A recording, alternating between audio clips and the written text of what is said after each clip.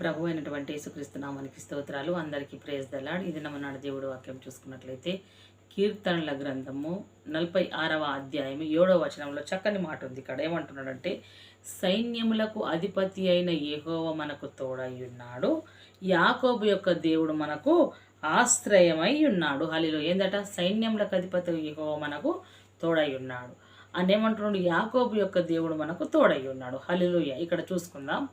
సైన్యములకు అధిపతి అయిన యెహోవా, సైన్యాధిపతి, ఇజ్రాయేల్ ప్రజలను తన సైన్యాన్ని నడిపించినప్పుడు దేవుడు పగల మేఘస్తంభం, రాత్రి అగ్నిస్తంభమై దేవుడు వారితో నడిచాడు, వారికి తోడై ఉన్నాడు. యాకోబు యొక్క దేవుడు మనకు ఆశ్రయమై ఉన్నాడు. అనగా యాకోబు దేవుడు యాకోబును తల్లి గర్భంలో ఉన్నప్పటి నుంచి ఆయన ఎరిగిన దేవుడు. ఆయన మగసిరి గలవాడై బయటకు వచ్చిన తర్వాత తను దైవ చిత్తానుసారంగా తను బయలుదేరిన స్థలంలో దేవుడు ఇచ్చిన దర్శనాన్ని బట్టి అక్కడ మళ్ళీ తిరిగి వచ్చినప్పుడు నీకు బలిపీఠం కడతానని చెప్పి రాయిని అక్కడ పునాది రాయిగా పెట్టి అక్కడ బేతేలు అని పేరు పెట్టాడు. అంటే యాకోబు పడ్డ కష్టమంతయు దేవుడు చూశాడు.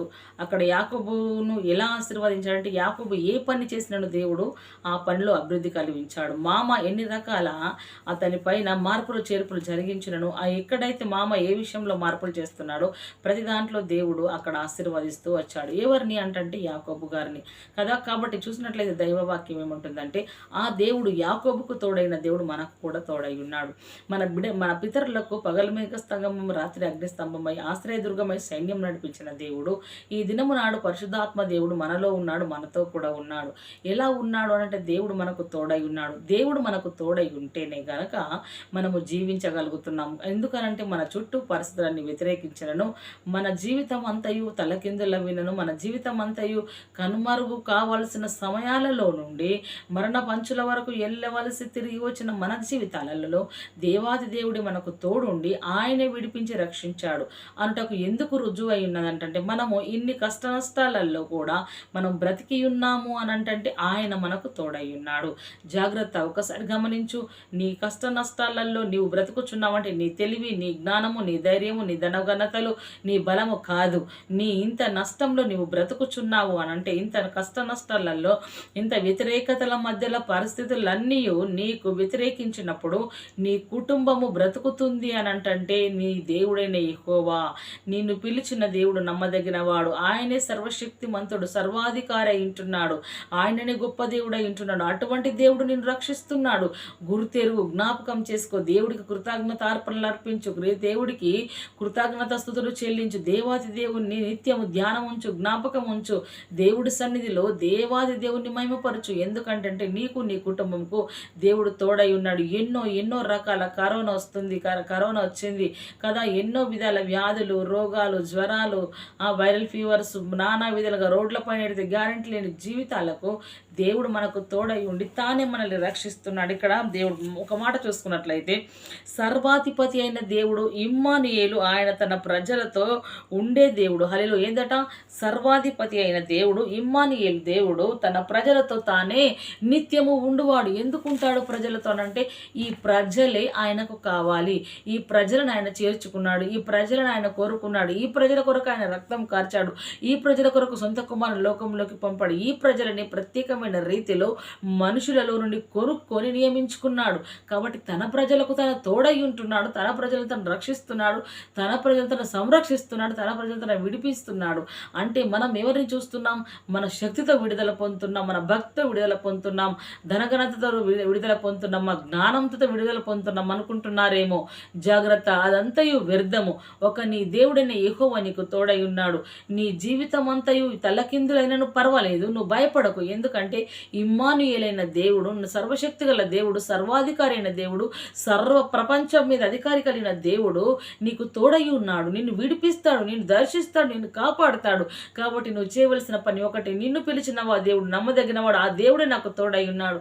నా లోపల ఉన్నవాడు లోకంలో ఉన్నవాడు కంటే గొప్పవాడు, నా లోపల ఉన్నవాడు మరణం కంటే గొప్పవాడు, నా లోపల ఉన్నవాడు అనారోగ్యం కంటే గొప్ప దేవుడు అని నీవు తలంచడమే కాదు, విశ్వసించు. దేవుడు నీకు తోడై కార్యము జరిగించనై ఉంటున్నాడు. ఇక్కడ నేను వారిలో నివసించినట్లు వారు నాకు పరిశుద్ధ స్థలమును నిర్మించవలెను అంటున్నాడు. ఎవరు?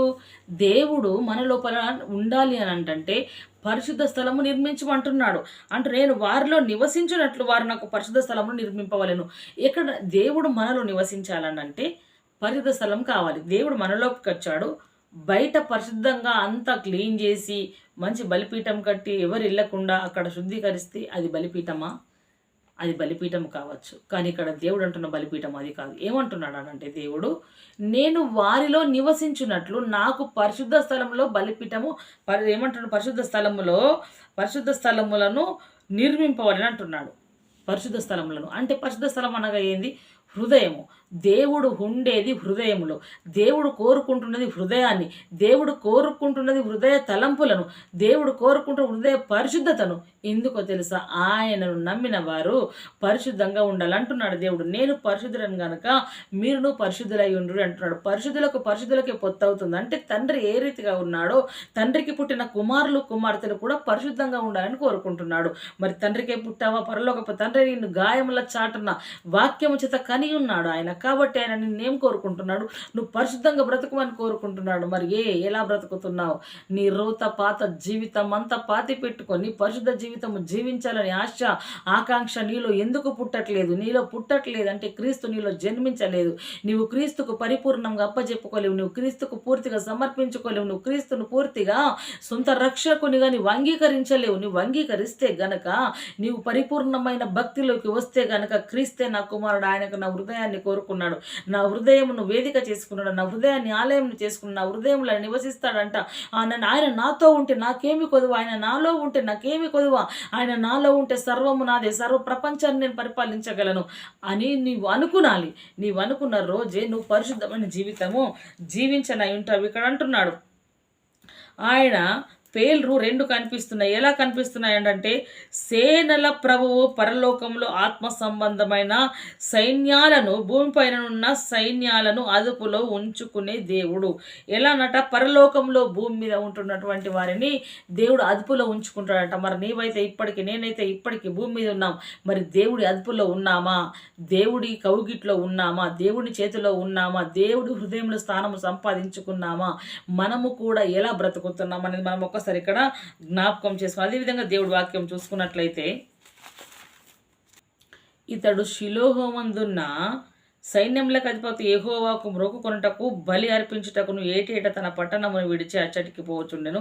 ఆ కాలమున ఏలి యొక్క ఇద్దరు కుమారులను ఒప్ని ఫినెహాసులు యెహోవాకు యాజకులుగా ఉండిరి అంటున్నాడు. ఎక్కడికి వెళ్తున్నారు ఈ ఎలికన్న వారంటే ఇతడు షిలోహునందున్న సైన్యములకు అధిపతి యెహోవాకు బలి అర్పించుటకు వెళ్తున్నారు.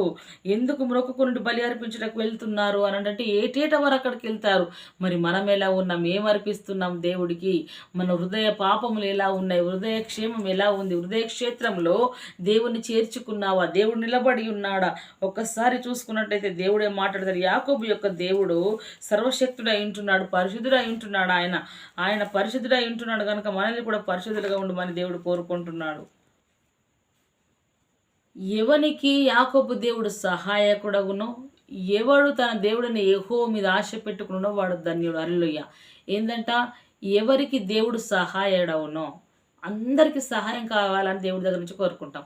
కానీ దేవుడు ఎవరికి సహాయుడు? ఎవడు యాకోబు దేవుడిని ఏమంటున్నాడు ఇక్కడ? ఎవడు తన దేవుడిని యెహోవా మీద ఆశ పెట్టుకున్నానో. ఆశ అందరు పెట్టుకుంటారు, కానీ ఆశలు పెట్టుకునే పరిస్థితులు కొన్ని ఉంటాయి. మనం పూర్తిగా దేవుడి మీద డిపెండ్ అయి దేవుణ్ణే ఆధారము చేసుకొని ఆయనే మన ఆశ్రయం, మనకు తోడున్నాడు అని ఆధారం చేసుకొని పూర్తిగా ఆయన మీద నీలమైపోతే యాకోబు యొక్క దేవుడు మనకు సహాయకుడు, యాకోబు యొక్క దేవుడు మనకు తోడు.